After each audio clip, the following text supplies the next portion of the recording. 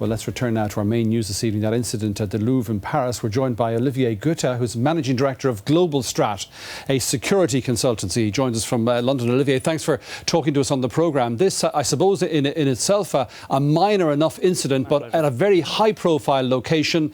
And given everything that's happened across France in recent years in relation to terrorist attacks, an incident that causes a great deal of alarm and concern to people. Very much so. I mean, the Louvre is very symbolic. It's the most visited monument in Paris, and it has already witnessed a huge drop in terms of attendance in the past year because of terrorist attacks. So the attack today is making it even more of a reputation problem for Paris as an unsafe city. But the point you can make is that if it were not for the state of emergency and 10,000 soldiers being deployed in the streets, the attack could not have been foiled that quickly, and there might have been many more casualties than we had. President Hollande has described it as a terrorist attack. Would that suggest that the authorities in France believe that this individual was acting in concert with others, or is that a defining characteristic as far as they're concerned of what constitutes a terror attack?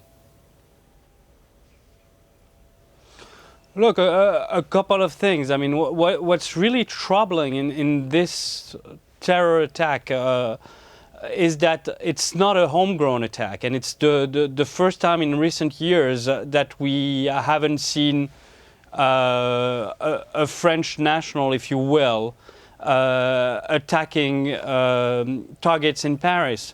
The fact that this individual, the suspected terrorist, came in from Dubai, that is an Egyptian national, that he was supposed to leave on Sunday, makes us believe that there might have been an order giver that instructed him on the attack, and he came just for that, which is very, very troubling, and that's why I think the terror label is even more poignant and relevant at this point. And what about the level of security that has been put in place since the recent attacks and its effectiveness? Look, it's difficult for people that have not visited Paris recently to grasp the amount of police and military on the streets. Not much more can be done. And unfortunately today we saw how relevant their presence is. In terms of Western Europe, there's not a single country that compares to Paris in terms of the security deployed.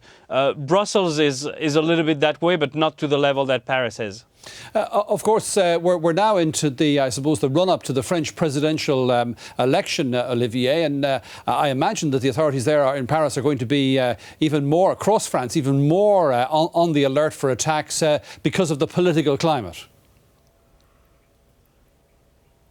Very much so, especially that jihadists have made a point to say that they would love to influence the outcome of the election the way it happened in Spain in 2004 after the Madrid train attacks, where Al-Qaeda perpetrated an attack and it changed the course of the election. So I'm with you on that. I expect, unfortunately, to the run-up of the elections, many more attacks from jihadists in France. OK, well, there we leave it. Olivier Goethe, thank you very much indeed for talking to us.